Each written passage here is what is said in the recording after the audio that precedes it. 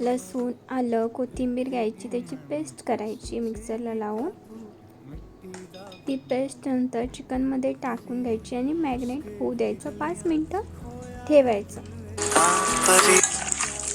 त्यानंतर एका भांड्यात तेल टाकून द्यायचं, त्याच्यात खडे मसाले टाकायचे, कांदा, आणि ते व्यवस्थित शिजेपर्यंत कांदा परतून घ्यायचा.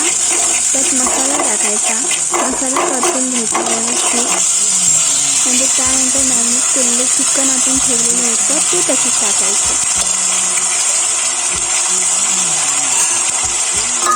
छान परतून घ्यायचं.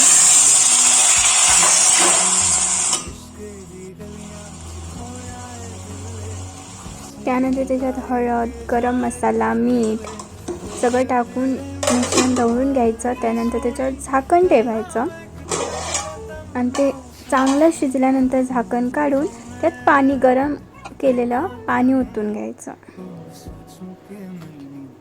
त्याच्यावर नंतर कोथिंबीर टाकून चांगली उकळी येईपर्यंत ठेवायचं.